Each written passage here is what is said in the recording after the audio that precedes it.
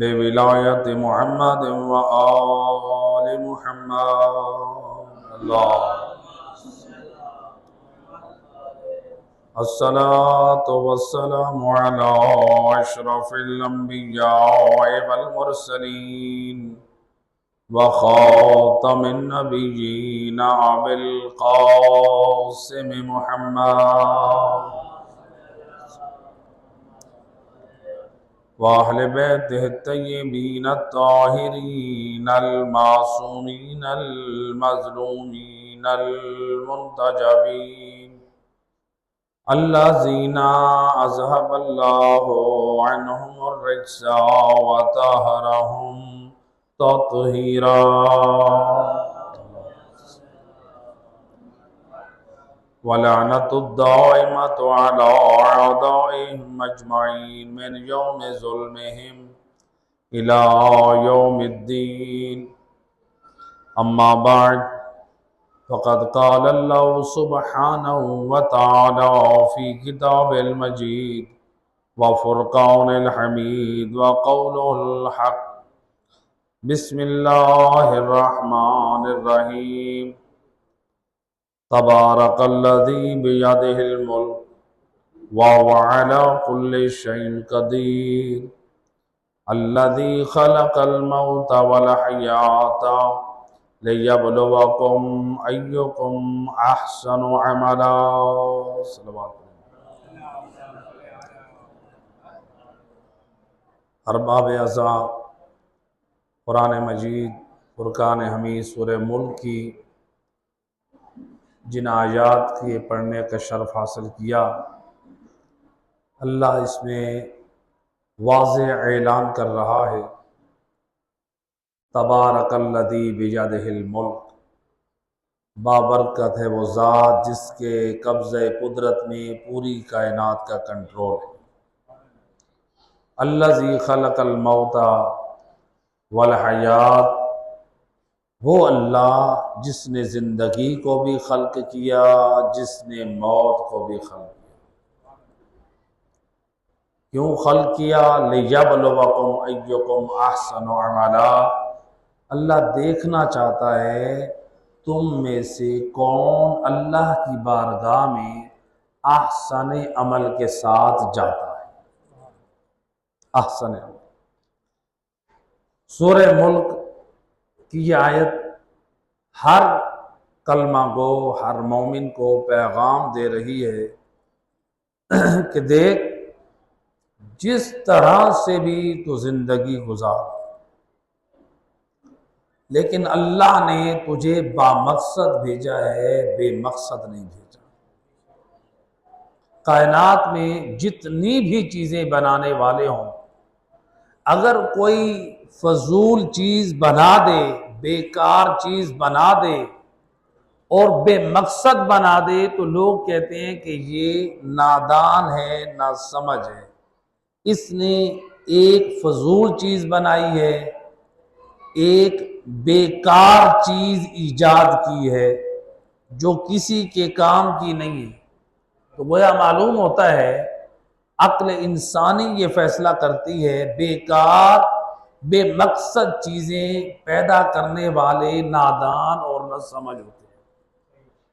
تو انسان کائنات میں جتنی بھی مہارت دکھاتا ہے، جتنے بھی کام کرتا ہے، با مقصد انجام دیتا ہے۔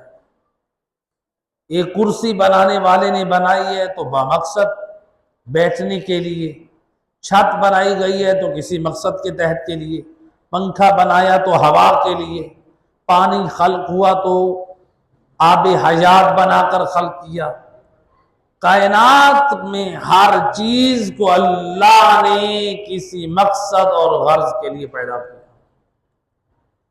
تو جب ہر چیز با مقصد خلق ہوئی تو ان تمام وجودات میں سے جو کائنات میں جتنے موجودات ہیں، ان میں افضل اور اشرف وجود کون سا ہے؟ اللہ قرآن میں فرماتا ہے وَلَقَدْ كَرَّمْنَا بَنِي آدم، ہم نے اولاد آدم کو تمام وجودات پہ شرف بخشا۔ تو معلوم ہوا جتنے بھی موجودات ہیں ان میں اشرف کون سا موجود ہے؟ انسانوں کا، اولاد آدم۔ یہ اشرف ہے۔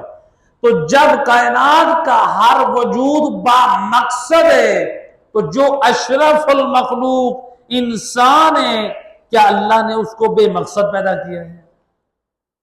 وہ بھی با مقصد ہے، اور اس مقصد کو اللہ نے قرآن کی اس آیت میں فرمایا، جو اللہ نے موت و حیات خلق کی، الذی خلق الموت والحیات لیبلوکم ایکم احسن عملا، اللہ نے وقت گزارنے کے لیے لوگوں کو پیدا نہیں کیا، بلکہ اللہ نے آزمائش کے لیے انسانوں کو پیدا کیا، دیکھنا چاہتا ہے تم میں آسن عمل والا ہے کون۔ ایک مثال سے میں واضح کروں، آپ اپنے اولاد کو اسکول بھیجتے ہیں، کالج بھیجتے ہیں، یونیورسٹی بھیجتے ہیں، کیوں بھیجتے ہیں؟ کسی مقصد کے تحت بھیجتے ہیں یا صرف وقت پاس کرنے کے لیے بھیجتے ہیں؟ اگر مقصد ہو وقت پاس کرنا اور بچہ فیل آ جائے تو پھر آپ اسے ڈانٹتے کیوں ہیں؟ اس کا مطلب ہے آپ کا تعلیم کے پیچھے کوئی عظیم مقصد ہے، تو آپ اس کو کامیاب دیکھنا چاہتے ہیں۔ یہ جو تو اسکول میں جا رہا ہے، جو میں وہاں پر اپنی زندگی بھر کی کمائی تیری فیسوں پہ، تیری کتابوں پہ جو خرچ کر رہا ہوں، میرا بھی خرچ کرنے کا مقصد ہے تو کوئی عظیم انسان بنے، جو میرے لیے بھی باعث فخر بن، جو مذہب کے لیے بھی باعث فخر بن، اور وطن کے لیے بھی باعث فخر بن۔ مقصد ہے کہ نہیں؟ اور اگر بچہ فیل آ جائے تو آپ سمجھتے ہیں کہ اس نے میرے اور اپنے مقصد کو ضائع کر دیا۔ اللہ بھی یہی کہہ رہا ہے کہ اے انسان، تجھے با مقصد بھیجا ہے، دیکھنا یہ ہے کہ تو اس طرح سے زندگی گزار گیا کہ جب میرے پاس آئے تو تیرے دامن میں عمل خیر ہو۔ اور اگر ہم بے مقصد زندگی گزارتے رہیں، اپنی مرضی کی زندگی گزارے، تو پھر خدا کی بارگاہ میں جب جائیں ہمارا دامن احسن عمل سے خالی ہو تو خدا کی طرف سے یہی جواب ملے گا، یہ زندگی گزار تو رہا تھا بے مقصد، اور میری نظر میں یہ ان لوگوں میں سے ہے، یہ فیل ہونے والوں میں سے۔ آج انسان اسکول میں، کالج میں، یونیورسٹی میں اگر فیل ہو جائے، ہمارا جوان اگر کسی ایک سیمسٹر میں رہ جائے تو انسان کو، جوان کو، ماں باپ کو بڑا دکھ ہوتا ہے، ہم ناکام ہو گئے، رشتہ داروں کو کیا منہ دکھائیں گے، دوستوں کو کیا منہ دکھائیں گے۔ ایک سیمسٹر میں رہ جانے سے، ایک کلاس میں فیل ہونے سے، 2 سبجیکٹس میں فیل ہونے سے انسان کو پشیمانی اور شرمندگی ہوتی ہے۔ رشتہ داروں کو کیا منہ دکھاؤں گا، دوستوں کو کیا منہ دکھاؤں گا۔ اگر ہم زندگی کے اعمال صالح میں فیل ہو جائیں اور پھر ہم خدا کی بارگاہ میں کیسے منہ دکھائیں گے؟ خود ائمہ اہل بیت علیہ السلام کو ہم کیا منہ دکھائیں گے اگر ہم میدان معاشر میں خود ائمہ اہل بیت کی خدمت میں جائیں کہ ہماری شفاعت کیجئے، اور اگر وہ پلٹ کر یہ کہہ دیں جو ہماری پاک زندگی کی پاک سیرت، پاک کردار نمونہ عمل تھا، پوری زندگی تو ہماری سیرت اور کردار کی مخالفت کرتے رہے، اب کس منہ سے ہمارے پاس آئے ہو؟ شفاعت اہل بیت حق ہے، حق ہے کہ نہیں؟ ہمارا ایمان ہے، اسلامی نظریہ ہے، صرف شیعہ عقیدہ نہیں ہے، قرآنی عقیدہ ہے، شفاعت آل محمد حق ہے۔ لیکن امام جعفر صادق علیہ السلام امام فرماتے ہیں لا تنالوا شفاعتنا من استخف بالصلاۃ، امام فرماتے ہیں سن لو وارثان دین، اور ہم اولی محمد جو شفاعت کرنے والے ہیں ہماری زبان سے سن لو، اس شخص کو ہماری شفاعت ہرگز نصیب نہ ہوگی جو سب کچھ تو کرتا ہو لیکن نماز نہ پڑھتا ہو۔ لہذا جنہوں نے اپنی شفاعت کی ہمیں امید دلائی، جن کی شفاعت حق ہے، وہ ہمیں خبردار کر رہے ہیں، خبردار ہماری شفاعت کے قابل تب بنو گے جب تمہاری زندگی میں نماز ہو۔ صلوات پڑھ دے محمد۔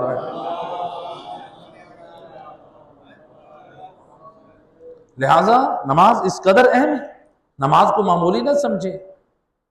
ملتا ہے کہ حضرت عیسیٰ علیہ السلام ایک مرتبہ تبلیغ دین کے لیے کہیں جا رہے تھے، راستے میں ایک بستی سے گزرے، دیکھا وہ بستی، وہ علاقہ سرسبز و شاداب، اس علاقے کے ساتھ چشمے بہہ رہے ہیں، نہریں جاری ہیں۔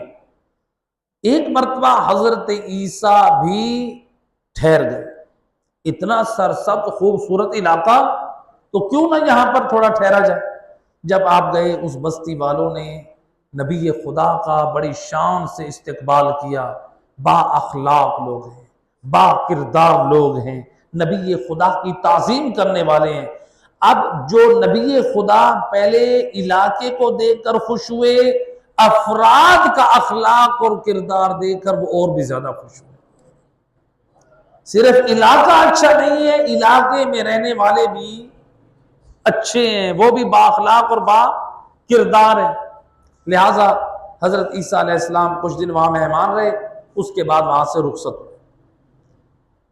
پھر زندگی کے 3 سال گزرے، کتنے؟ صرف 3 سال۔ روایت کہتی ہے حضرت عیسیٰ پھر اسی جانب ایک علاقے کی طرف جانے لگے تبلیغ کے لیے، پیغام حق کے لیے۔ جب جانے لگے تو سوچا کیوں نہ اس سرسبز شاداب جہاں با اخلاق دیندار لوگ آباد ہیں، ان کی زیارت بھی ہو جائے، ان کو بھی پیغام ہدایت ہو جائے، اور پھر میں اگلی منزل کی طرف جاؤں گا۔ جب حضرت عیسیٰ وہاں پر پہنچے، دیکھا وہ جو کھیت تھی، وہ جو سرسبز شاداب علاقے تھے، جو چشمہ، جو نہریں تھیں، کیا منظر عجیب دیکھا! نہریں خشک ہو چکی، چشمے بند ہو چکے ہیں، باغات اجڑ چکے ہیں، سرسبز و شاداب جو زمین تھی وہ برباد ہو چکی ہے، علاقہ برباد ہو چکا ہے۔ حضرت عیسیٰ ایک مرتبہ حیران پریشان، علاقہ تو وہی ہے، جگہ تو وہی ہے، بھولنے والی بات ہی نہیں ہے، بالکل ایگزیکٹ میں اسی جگہ پہ، اسی لوکیشن پر کھڑا ہوں، آخر وجہ کیا ہے؟ یہاں کے علاقے میں اللہ کا عذاب کیسا آیا کہ یہاں پر ہر چیز 3 سالوں میں برباد ہو گئی، باغات اجڑ گئے، جو نہریں تھیں وہ خشک ہو گئی۔ حضرت عیسیٰ نے خدا کی بارگاہ میں سوال کیا، بار الہ کیا وجہ ہے یہ بستی اس قدر آباد تھی، جس کے اہل بھی، رہنے والے بھی با اخلاق اور دیندار تھے، سرسبز و شاداب بہترین علاقہ کیوں اجڑا، بربادی کیا، ریزن کیا ہے؟ آواز قدرت ہے، عیسیٰ یہاں پر ایک بے نمازی گزرا تھا، اس نے یہاں کی نہر سے اپنا ہاتھ اور منہ دھویا۔ بے نمازی اس بستی کے، اس علاقے کی نہر سے اپنا ہاتھ اور منہ دھویا پانی سے، اور پھر وہی پانی پوری بستی کو، پورے علاقے کو سیراب کرتی ہے۔ لوگ سیراب ہوتے تھے، پرانا زمانہ، اس زمانے میں لوگ نہر، ندی، اسی کو سب کچھ سمجھتے تھے، تو لہٰذا اس کی نحوست پورے علاقے میں پڑی اور میرے قہر کا سبب بنی کہ جو رحمت اور برکت میں یہ بستی والے تھے، اس بے نمازی کی نحوست کی وجہ سے باغات بھی اجڑے اور یہ ندی اور یہ علاقے بھی بے آباد۔ اب دیکھیں، بے نمازی کی نحوست علاقے کو ویران کر دیتی ہے، لوگوں کی زندگیوں پہ اثر کرتی ہے۔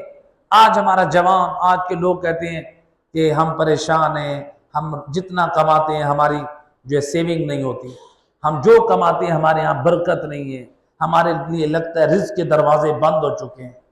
ہم یہ کیوں نہیں دیکھتے کہ ہم نے کون سے نحوست کے کام اپنی زندگی میں پال رکھے ہیں جو رزق کے دروازوں کو بند کر دیے؟ لوگوں کو یہ یاد ہے کہ کالی بلی دیکھ لیے تو یہ نحوست ہے، صبح کو عورت کا سے ہمارا جو ہے وہ سامنا ہو گیا تو وہ نحوست ہے، ہمارے دروازوں پہ آ کے مثلا خواجہ سراؤں نے آ کے بد دعا کر دی، ہم نے خیرات نہ دی تو وہ نحوست ہے۔ اسی طرح کی اور کچھ خرافات لوگ سمجھتے ہیں کہ شاید ان چیزوں کا اثر ہے، دین آل محمد میں ان چیزوں کا کوئی اثر نہیں۔ خواجہ سراؤں کی بد دعا وہ تو خود بد دعا کا نتیجہ ہے، خدا ان پہ راضی نہیں ہے جو خواجہ سرا یعنی اپنی جنس کو جان بوجھ کے چینج کر رہے ہیں۔ آج دیکھیں بڑھتا ہوا رجحان ہمارے پاکستان میں، نوجوان نسل اپنی جنس کو چینج کرنے کی فکر میں لگی ہوئی ہے، مرد اپنے آپ کو دوسری طرف لے کے جا رہے ہیں، حرام لذت کو حاصل کرنے کے لیے، دنیا کو حاصل کرنے کے لیے، دنیاوی مفاد کے لیے۔ تو لہٰذا ہم خود تو جن کا اپنا وجود ان کے لیے نحوست بنا ہوا ہے، اپنا کردار، وہ ہم ان کی بد دعا ہمیں کیا فائدہ دے گی؟ ہماری زندگیوں میں اثر نہیں۔ کالی بلی کا دیکھ لینا، عورت کا سامنا ہونا بے وقوفی ہے، اس قسم کی باتیں کرنا۔ کیا نبی رسول اعظم صلی اللہ علیہ وآلہ وسلم، کیا رسول اللہ اپنی ازواج کے سامنے صبح کو آپ کا سامنا ہوتا تھا یا نہ ہوتا تھا؟ رسول اللہ جب اپنے گھر میں تھے تو آپ اپنی دختر فاطمہ زہرا کو صبح کو دیکھتے تھے یا نہ دیکھتے تھے؟ کس قدر جہالت ہے ہمارے لوگوں میں۔ اگر یہ نحوست ہوتا عورت کا سامنا صبح سویرے منہ دیکھنا، تو نبی پھر اپنی زوجات سے بھی منہ دور کرتے، اپنی بیٹی سے بھی دور کرتے۔ یہ جہالت کی باتیں ہیں۔ یہ کب آتی ہیں ہمارے اندر؟ جب ہم قرآن اور سنت سے دور ہو جاتے ہیں، جب ہماری زندگی میں نہ قرآن ہو نہ محمد وآل محمد کی پاک سیرت اور کردار ہو، پھر ہمارے اندر اپنے بنے ہوئے مسائل آ جاتے ہیں۔ لہٰذا قرآن اور اہل بیت ایسا بہترین وسیلہ ہے جو نبی پاک صلی اللہ علیہ وآلہ وسلم نے اپنی زندگی کے آخری جو پیغامات میں فرمائے، انی تارکم فیکم الثقلین کتاب اللہ وعطرتی، اور میری امت میں تم میں جو دو گراں قدر چیزیں چھوڑے جا رہا ہوں، ان دو کا نام، ایک کا نام قرآن ہے، دوسری کا نام اہل بیت ہے۔ ان کا دامن پکڑو گے تو نجات پاؤ گے۔ آج لوگ کہتے ہیں کہ آپ اصحاب نبی کا ذکر نہیں کرتے، ہم کہتے ہیں اصحاب نبی جو نبی کے با وفا اصحاب ہیں، جو نبی کے مددگار ہیں، جو نبی کے پسینے پہ اپنا خون بہانے والے تھے، ان اصحاب کے پاؤں کی خاک ہماری آنکھوں کا سرما ہے۔ لیکن نبی نے تو اپنے اصحاب کو بھی بتا دیا، اور میرے اصحاب، میں تمہارے درمیان دو گراں قدر چیزیں چھوڑے جا رہا ہوں، تمہاری نجات اس وقت تک ممکن نہیں ہے جب تک تم قرآن کے ساتھ اہل بیت کے دامن نہ پکڑو۔ لہذا اہل بیت، تو اگر ہم یہ کہتے کہ ہمارے لیے قرآن کافی ہے، یہ کیسے ہے؟ آج ہمارا اپنا نظام زندگی اسکولوں میں جو اگر یہ نظریہ سمجھتے ہیں ہمارے لیے قرآن کافی ہے، میں ان سے پوچھتا ہوں پھر آپ اپنی اولاد کو اسکولوں میں اسکول سے صرف کورس لے کے سلیبس لے کے صرف وہی پڑھائیں، پھر ٹیچر کے حوالے کیوں کرتے ہیں؟ بچہ اسکول میں پڑھ کر آپ کہتے ہیں ٹیوشن پڑھنے جائے۔ آپ کی اور میری لکھی ہوئی کتابوں کے لیے ٹیوٹر، استاد کی ضرورت ہے، اور جو اللہ نے وحی کے ذریعے کتاب اپنے حبیب پہ نازل کی اس کو سمجھنے کے لیے وارثان قرآن کی ضرورت نہیں ہے۔ اس لیے تو ملتا ہے کہ جب حضرت عمر جب ایک مرتبہ حجر اسود کے سامنے کھڑے ہو کر بوسہ دے رہے تھے اور کہہ رہے تھے انی اعلم انت لا تنفع ولا تضر، میں جانتا ہوں کہ تو نہ نفع دیتا ہے نہ نقصان دیتا ہے، بس میں نے نبی کو بوسے دیتے ہوئے چوما تو اس لیے تمہیں چوم رہا ہوں، یعنی نبی کی تعظیم کر رہا ہوں۔ تو یہاں پہ آئے امیر المومنین علی ابن ابی طالب، فرماتے ہیں یا عمر، اے حضرت عمر، یہ پتھر نقصان بھی دیتا ہے اور یہ فائدہ بھی دیتا ہے۔ مسلمان جمع ہیں، روایت علماء اہل سنت کی کتابوں میں موجود ہے، تمام نبی کے اصحاب جمع ہیں۔ مولا علی فرماتے ہیں یہ نفع بھی دیتا ہے نقصان بھی دیتا ہے۔ حضرت عمر کہتے ہیں کہ یا علی یہ کیسے نفع اور نقصان دیتا ہے؟ آپ فرماتے ہیں کہ اللہ تعالیٰ نے قرآن میں جو کہا ہے کہ حضرت آدم کی ذریت میں سے جب عالم ذر میں لوگوں سے اقرار ربوبیت لیا تھا تو اللہ نے پوچھا تھا بتاؤ کیا میں تمہارا رب نہیں ہوں؟ تو اس وقت عالم ذر میں جنہوں نے اللہ کی کچھ نے اللہ کی ربوبیت کا انکار کیا تھا اور کچھ نے اللہ کی ربوبیت کا اقرار کیا تھا، تو امام فرماتے ہیں، مولا علی فرماتے ہیں، اے عمر، جو عالم ذر میں اللہ کی ربوبیت کا اقرار کر رہے تھے، اللہ نے ان کو اس حجر اسود میں تحریر کر دیا، اور جنہوں نے انکار کیا یہ حجر اسود وہاں پر گواہ بنا، لہو عینان، اس کی دو آنکھیں ہیں، وَلَهُ شَفَاتَان، اور اس کے دو ہونٹ ہیں۔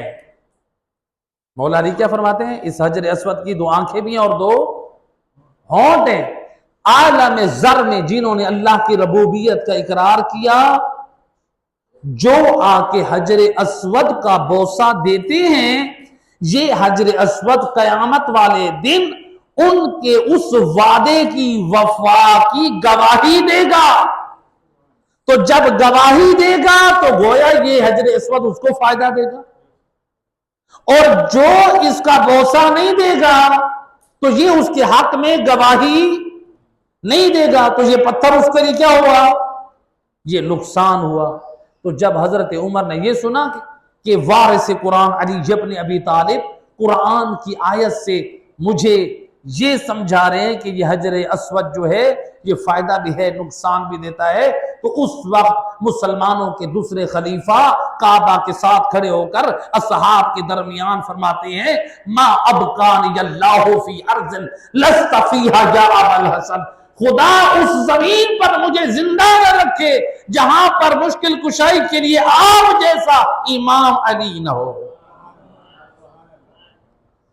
اب دنیا آج ہم پہ اعتراض کرے کہ آپ یا علی مدد کیوں کہتے ہو، آج دنیا ہمیں کہے کہ آپ مولا علی کو مشکل کشا کیوں کہتے ہو، میں کہتا ہوں یہ ہم پہ اعتراض سے پہلے حضرت عمر سے پوچھو، وہ کہہ رہے ہیں خدا مجھے اس زمین پہ زندہ نہ رکھے جہاں علی میرے لیے مشکل کشائی نہ کرنے والے۔ جب حضرت علی حضرت عمر کے لیے مشکل کشا ہو سکتے ہیں، کیا میرے اور تیرے لیے مشکل کشائے دین نہیں ہو سکتے؟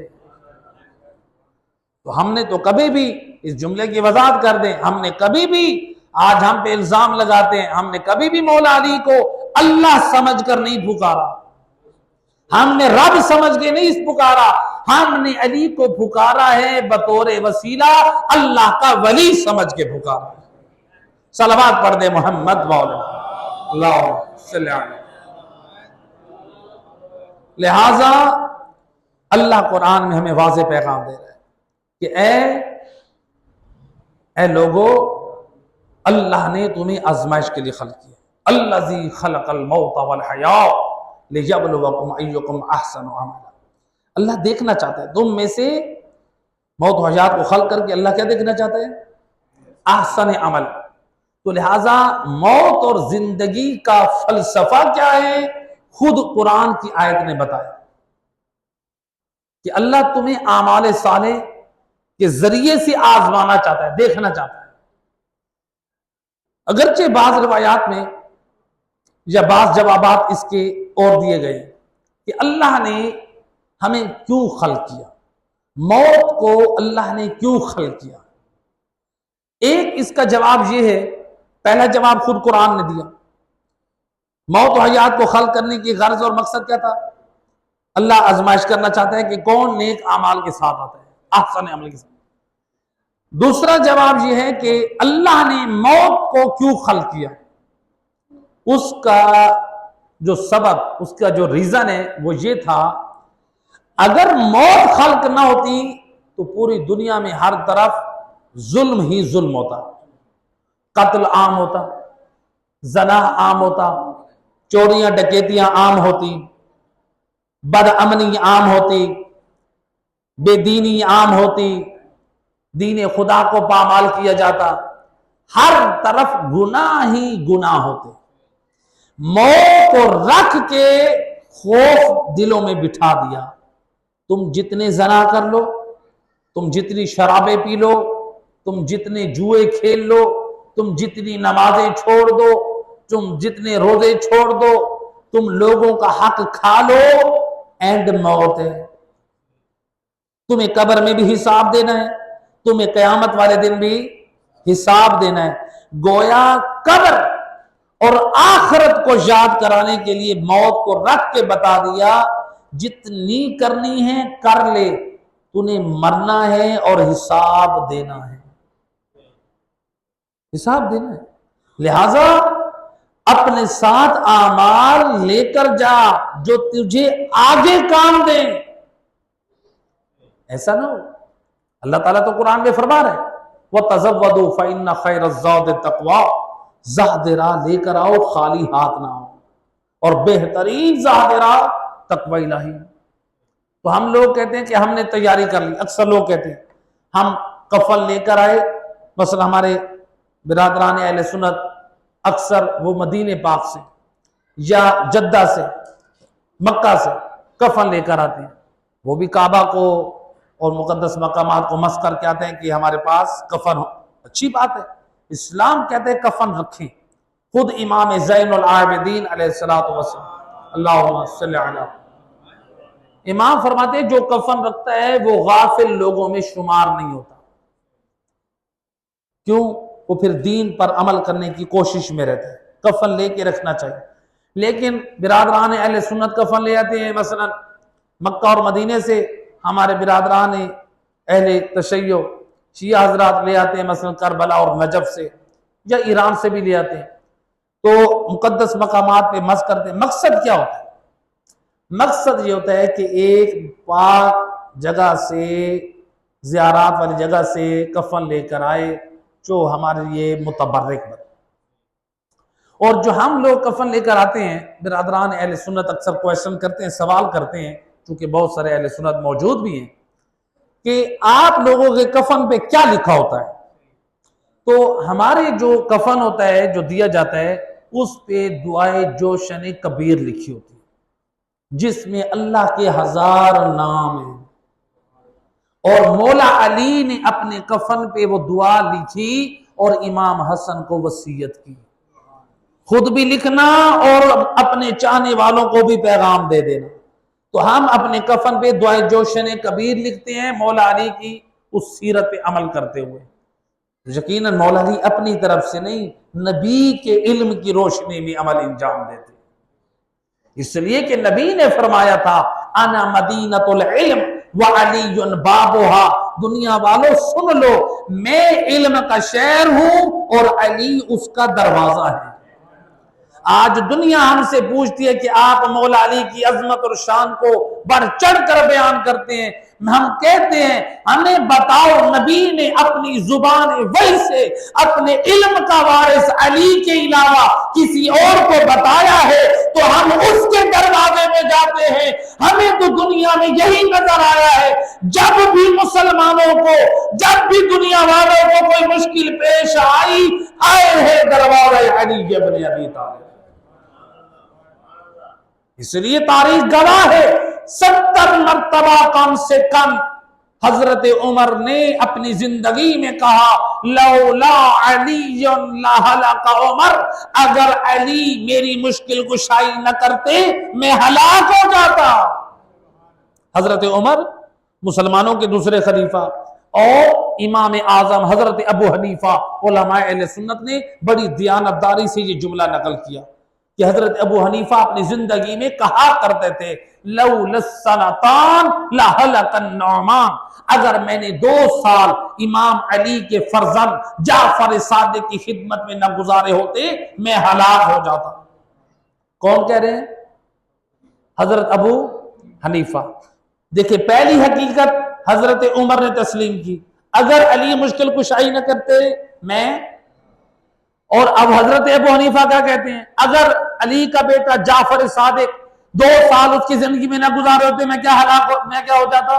ہلاک ہو جاتا. معلوم ہوا ان 2 حقیقتوں سے بعد از وفات رسول 2 راستے چلے ہیں. ایک ہلاک ہونے والوں کا راستہ ہے اور ایک ہلاکتوں سے بچانے والوں کا راستہ ہے۔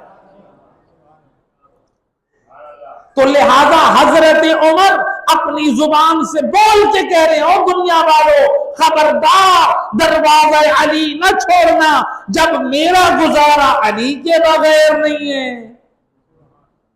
تو تم بھی علی کا دامن نہ چھوڑنا۔ اور حضرت ابو حنیفہ بھی کہہ رہے ہیں اور دنیا والوں جعفر صادق کا دروازہ نہ چھوڑنا، جب میرا گزارا علی کے لال جعفر صادق کے بغیر نہیں ہے تو تمہارا گزارا کیسے ہو سکتا ہے؟ ایک صلوات پڑھ دے محمد۔ تو لہذا مولا علی نبی کے علم کے وارث ہیں، مولا علی نبی کے علم کے وارث ہیں، اور مولا علی کی افضلیت اور شان کے لیے یہی بات کافی ہے، نبی نے اپنے علم کا وارث اگر بنایا ہے تو علی حیدر کرار کو۔ اور ہمیں نبی کے اصحاب میں بڑے بڑے اصحاب ہیں، اپنی زندگی میں مسئلے معلوم کرتے ہوئے نظر آئے تو علی کے دروازے پہ۔ اگر فیصلے ہوئے ہیں، نبی کے بڑے بڑے اصحاب نے اپنے فیصلے کروائے ہیں تو مولا علی کی خدمت میں آ کے، تو لہٰذا یہ خود مولا علی کی افضلیت کی دلیل ہے۔ اور یہاں پر کہتے ہیں یہ کیسے ہو سکتا ہے؟ اگر ہم مولا علی کو افضل مان لیں تو پھر وہ تو چوتھے خلیفہ ہیں، اور بعد والا کیسے افضل ہو سکتا ہے؟ کیونکہ مشکل تو آ گئی۔ اب مولا علی کو مثلا تسلیم کیا مسلمانوں نے چوتھا خلیفہ، مشکل تو بن گئی، اب چوتھا خلیفہ بنایا مانا، تو اب ہم اگر ان کو افضل مانتے ہیں تو ہم پہ اعتراض ہوگا کہ ہم نے پھر ان کو چوتھا کیوں مانا، تو بعد والا افضل کیسے ہو سکتا ہے؟ تو لہٰذا کیا کیا جاتا ہے؟ اصل سے انکار، لہٰذا مولا علی افضل ہے ہی نہیں، تو بعد والا افضل نہیں ہوتا۔ بعد والا افضل کیوں نہیں ہو سکتا؟ افضل ہو سکتا ہے، نہ مانے اور بات ہے، بعد والا افضل ہو سکتا ہے، زیادہ دلیل کی ضرورت نہیں ہے۔ نبیوں کا سردار سید الانبیاء تمام انبیاء سے افضل ہے، لیکن انبیاء کے آخر ہے، لہذا اسی سے ہمارے پاس دلیل عقل موجود ہے۔ صلوات پڑھے محمد والا۔ تو ہم لوگ اپنے کفن پہ بات ہو رہی تھی، کفن پہ کیا لکھتے ہیں؟ کفن پہ دعا لکھتے ہیں یا پھر قرآن لکھتے ہیں۔ قرآن جو خود لکھنا باعث برکت ہے، جو کچھ اور دعائیں لکھی جاتی ہیں، مقصد کیا ہوتا ہے کہ یہ قرآن، یہ اللہ کے اسماء یا دعا، یہ ہمارے لیے بخشش کا وسیلہ بنے۔ تو لہٰذا ہم یہ تیاری کر کے رکھتے ہیں، کفن لے کے رکھتے ہیں، اچھی بات ہے، کرنا چاہیے۔ تو بعض لوگ یہ سمجھتے ہیں کہ شاید ہماری یہ تیاری ہو گئی، ہم نے کفن لے کے رکھ لیا، ہم نے دفن کے پیسے رکھ لیے، ہم نے کلخانی کا خرچہ رکھ لیا، ہم نے کچھ کپڑے اور برتن لے کے رکھ لیے، یہ ہماری تیاری ہو گئی۔ اللہ قرآن میں یہ والی تیاری ہم سے نہیں چاہتا۔ یہ تیاری وہ تیاری نہیں ہے۔ تیاری کون سی اللہ کہہ رہا ہے؟ لِيَبْلُوَكُمْ أَيُّكُمْ أَحْسَنُ عَمَلًا، دیکھنا ہے تم میں سے احسن عمل والا کون سا ہے، پاکیزہ عمل والا، پاک کردار والا کون ہے، وہ اللہ یہ دیکھنا چاہتا ہے، اعمال صالح۔ اس لیے تو اللہ قرآن میں فرماتا ہے وَعَدَ اللَّهُ الَّذِينَ آمَنُوا وَعَمِلُوا الصَّالِحَاتِ لَهُمْ مَغْفِرَةٌ وَأَجْرٌ عَظِيمٌ۔ اللہ فرماتا ہے مجھ اللہ کا وعدہ ہے ان لوگوں سے جن کے دلوں میں نور ایمان ہے اور وجود میں پاک کردار ہے۔ اے اللہ فرماتا ہے ان لوگوں سے میرے دو وعدے ہیں، لَهُمْ مَغْفِرَةٌ، میں مہربان اللہ ان کے سارے گناہ بخش دوں گا، وَأَجْرٌ عَظِيمٌ، اور میں مہربان اللہ ان کے سارے اور ان کو اجر عظیم عطا کروں گا۔ دو چیزیں اللہ کہتا ہے جو میرے پاس ایمان اور عمل صالح کے ساتھ آئے گا میں اس کے گناہ بھی بخش دوں گا اور اسے اجر عظیم بھی عطا کروں گا۔ تو لہٰذا یہ ہے عمل صالح، احسن عمل۔ آؤ اس آیت پر کی روشنی میں ہم کس طرح ایمان اور عمل صالح کی روشنی میں اہل بیت کی شفاعت کے حقدار بن سکتے ہیں۔ روایت ہے امام جعفر صادق علیہ السلام اللہم صلی اللہ علیہ وسلم۔ امام کے ایک صحابی تھے حضرت ابو بصیر، یہ کوفہ میں رہتے تھے۔ یہ کوفہ شہر جس میں مولا علی علیہ السلام آباد ہوئے، یہ وہی کوفہ جب امام مہدی علیہ السلام آئیں گے تو امام کا کیپٹل یہی کوفہ ہوگا۔ امام علی علیہ السلام مسجد کوفہ کی جس جگہ بیٹھ کر قضاوت کرتے تھے، فیصلے کرتے تھے، امام مہدی علیہ السلام بھی وہیں پر آ کر فیصلے کریں گے، مسجد کوفہ میں۔ ایسی مسجد کہ جس میں حضرت آدم کی توبہ قبول ہوئی وہ مقام موجود ہے۔ رسول اللہ شب معراج جب گئے تو آپ کا وہ مقام بھی مسجد کوفہ میں موجود ہے۔ باقی انبیاء کے مقدس مقام بھی موجود ہے، اہل بیت اطہار کے بھی، مولا علی علیہ السلام کا وہ محراب بھی موجود ہے جس میں آپ کی شہادت ہوئی۔ بہت عظیم مساجد میں سے جو ہے مسجد کوفہ ہے۔ تو امام مہدی علیہ السلام جب آئیں گے، ظہور فرمائیں گے، تو امام نے اپنا کیپٹل مسجد کوفہ کو قرار دینا ہے۔ یہ مسجد کوفہ، کوفہ میں حضرت ابو بصیر چھٹے امام کے صحابی رہتے ہیں۔ ان کے ہمسائیگی میں ان کی ہمسائیگی میں ایک جوان رہتا ہے جو ہر وقت موسیقی، گانا، ناچ، شراب، حرام کاموں میں مست رہتا ہے، زندگی کے مقصد کو بھولا ہوا ہے۔ وہ سمجھتا ہے کہ زندگی کا مقصد کھانا پینا، اچھا مکان، اچھی گاڑی، جائیداد ہو، بس۔ آج ہمارے معاشرے میں زیادہ تر لوگوں کا یہی رجحان، وہ سمجھتے ہیں اچھا کماؤ، اچھا پہنو، اچھا کھاؤ، یہی زندگی کا مقصد ہے۔ یہ زندگی کا مقصد نہیں ہے۔ حیوان بھی کھاتے ہیں، وہ بھی اولادیں پیدا کرتے ہیں، افزائش نسل حیوانوں میں بھی ہے۔ یہ زندگی کا مقصد نہیں ہے بچوں کو پیدا کر دیں، شادیاں کر لیں اور کھائیں پئیں اور بس ہم کہیں کہ ہماری زندگی کا مقصد پورا ہو گیا۔ یہ زندگی کا مقصد ہے، یہ تو حیوانوں میں بھی، بچے تو حیوانوں کے بھی پل جاتے ہیں۔ بچوں کی تربیت کریں اسلامی طریقے سے، قرآن کی روشنی میں۔ اہل بیت اطہار کے گھرانے کی طرف نظر کریں، حضرت قاسم 13 سال کے تھے جب کربلا میں شہید ہوئے تھے، لیکن ملتا ہے کہ 13 سال کے حافظ قرآن، امام حسن کے لہجے میں نانے کے منبر پر بیٹھ کر تلاوت قرآن کرتے تھے۔ امام حسن اپنے لال کی تربیت اس طرح کر کے جائیں، ان کے بعد ان کی اولاد کی تربیت ان کی زوجہ اس طرح کریں کہ بچہ حافظ قرآن بنے۔ آج ہماری اولاد کو کیا آتا ہے؟ ٹک ٹاک، موبائل، موسیقی، بے حیائی، بے غیرتی کے علاوہ کچھ نہیں آتا، معذرت کے علاوہ۔ ہم اس پر خوش ہوتے ہیں ہماری اولاد اعلیٰ اسکولوں میں، یونیورسٹیوں میں، کالجوں میں پڑھ رہی ہے، یہ نہیں دیکھتے ہماری نسلوں کا دین بھی محفوظ ہے، وہ قرآن پہ بھی عمل کر رہے ہیں، وہ آل محمد کے فرمان پہ بھی عمل کرے۔ کون کرے گا؟ آل محمد اچھے ہیں کہ نہیں؟ سب سے سوال ہے، آل محمد اچھے ہیں؟ یقیناً ہمارا ایمان ہے آل محمد کا کردار اچھا ہے، ان کی باتیں اچھی ہیں۔ جب آل محمد اچھے، ان کا کردار اچھا، ان کی باتیں اچھی، پھر بتائیں ہماری زندگی میں کہاں ہیں؟ ہم صرف اسی پہ واہ واہ کر دیں، ان کی باتیں اچھی، ان کا کردار اچھا۔ اگر کردار اچھا ہے تو پھر ہم نے اپنایا کیوں نہیں؟ اگر باتیں اچھی ہیں تو پھر ہماری زندگی میں کیوں نہیں؟ کل میدان قیامت میں پوچھا جائے گا۔ لہذا امام کے چھٹے امام کے صحابی حضرت ابو بصیر، ان کا ہمسایہ برا، معاشرے کی ہر برائی میں جکڑا ہوا، یہ اس کو جا کے امر بالمعروف نہی عن المنکر کرتے ہیں، برائی سے روکتے ہیں، اچھائی کی دعوت دیتے ہیں۔ بالآخر ان کے دل پہ اثر کر گئی۔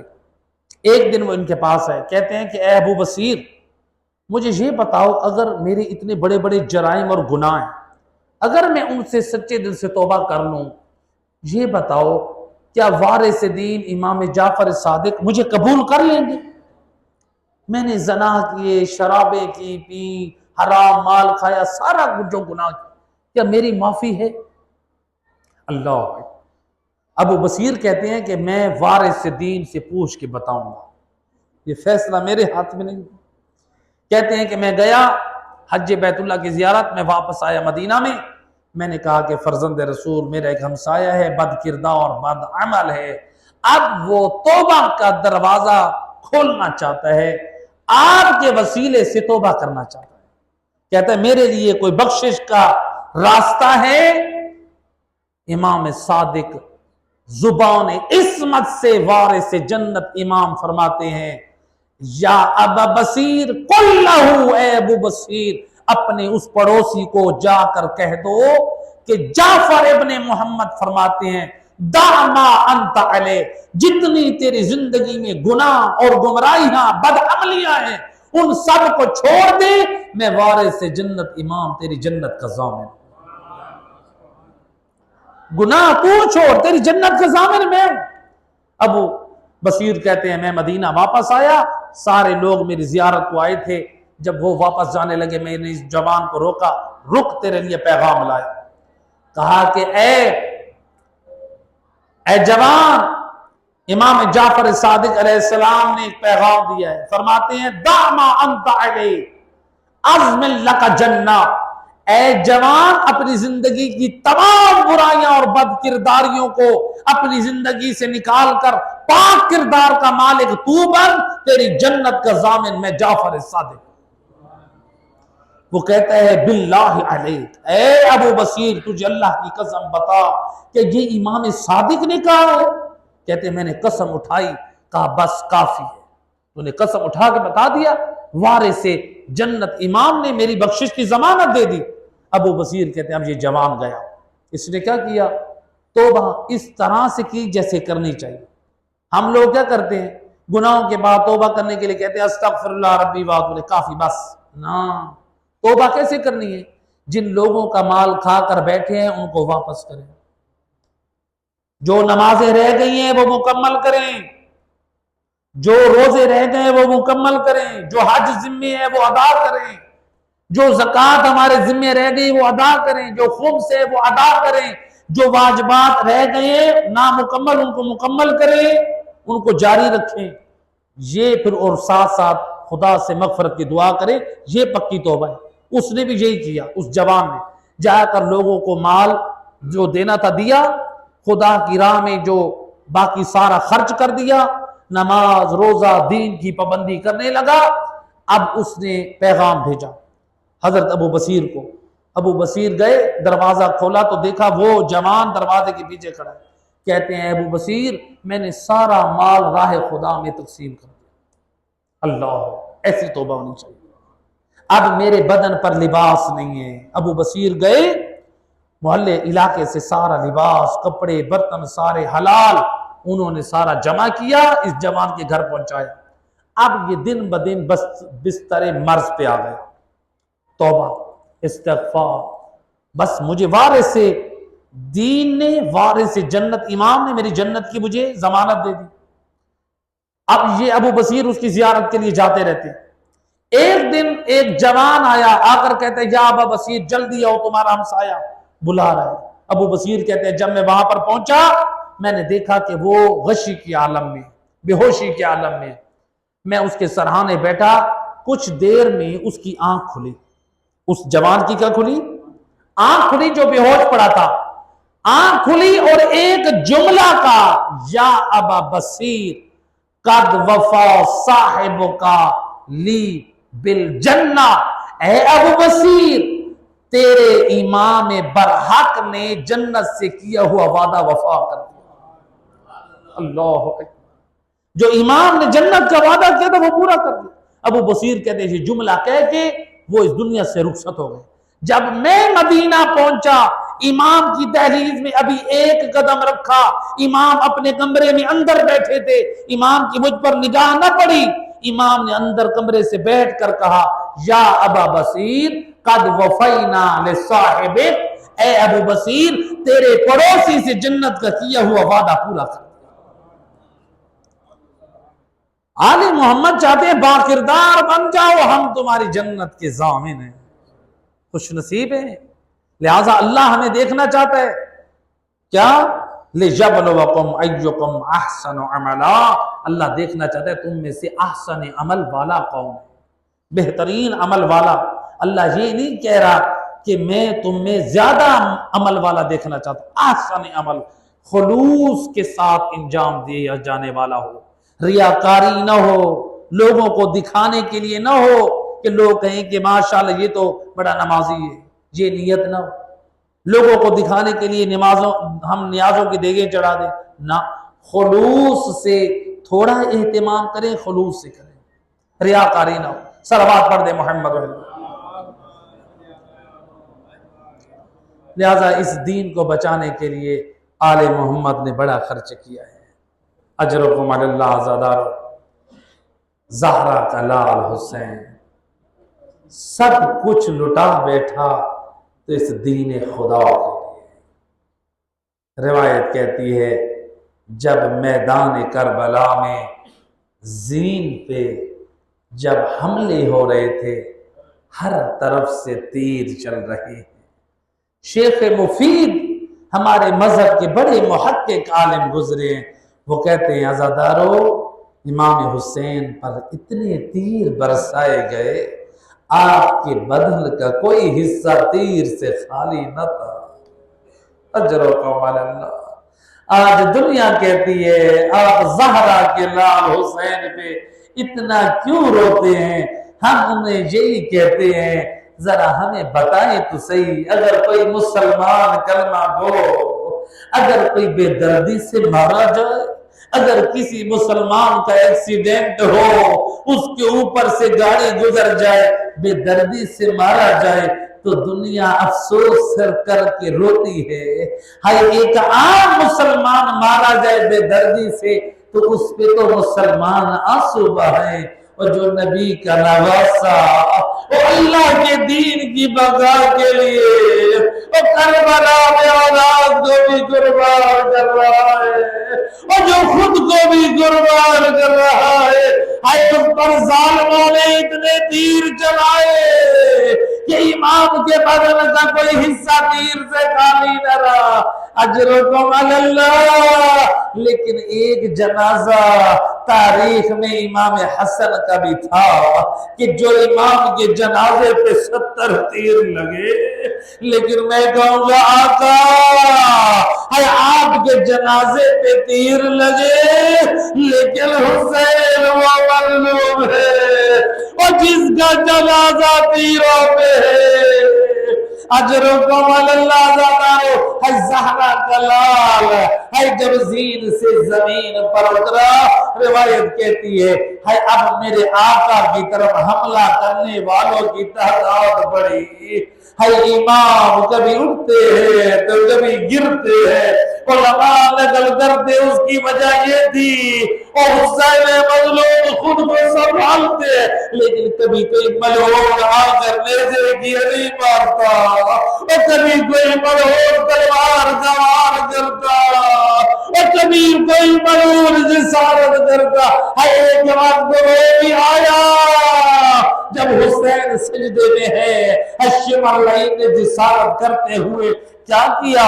والشمر جالس علی صدر الحسین، اور یہ لعین حسین کے سینے پہ چڑھ بیٹھا، وآغاز لحیتہ، وہ امام کی ریش مبارک کو پکڑا، لیکن اتنی جسارت نہ کی، روایت بڑی سخت ہے، وَلَقَمَ عَلَى غَدِّ،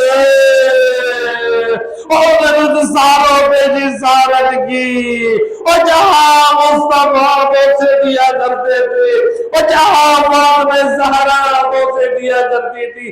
اجرکم علی اللہ زادارو، ہر روایت کے یہ جملہ بعض مورخین نے نقل کیا، امام حسین کے سینے پہ بیٹھا ہے، یہ شمر کہتے ہیں حسین کہ تیری کوئی آخری تمنا ہے تو بتا۔ ہے امام حسین نے کیا تمنا کی ہوگی؟ فرماتے ہیں شمر اگر مجھے اجازت دیتے ہو مجھے اتنی مہلت دے دے، میں اپنے رب کی بارگاہ میں اور 2 رکعت نماز ادا کرنا چاہتا ہوں، اور زہرا جلال اور مصلی عید پہ اے نماز ادا کرنے لگے، جب سجدے میں تھے اور بس گردار اور شمر گوار ہونے لگا اور دلے زینبیہ میں اور علی کی بیٹی دیکھ کے کہنے لگی یا ابن سعد انت تنظر ویبطل ابو عبداللہ اے ابن سعد اور تو کھڑا تماشا دیکھ رہا ہے اور میرا ماں جایا مارا جا رہا ہے۔ جب بی بی نے دیکھا یہ بے حیا اور نبی کے صحابی کا بیٹا ہے، نبی کے نواسے پہ قتل ہونے میں شریک ہے، یہ روک نہیں رہا، بی بی نے رخ کیا اشقیاء کی طرف کا اما فیکم مسلم اور تم میں میرے نانا کا کلمہ پڑھنے والا کوئی نہیں ہے اور نبی کا نواسا مارا جا رہا ہے، اجرکم اللہ۔ ہائے کیا ہوا؟ بس وہ وقت کتنا مشکل تھا ہے، جس سر کے بوسے مصطفیٰ لیتے تھے ہے، شمر لئی نے سر قلم کیا، اے لوگ نیزہ پہ سر بلند۔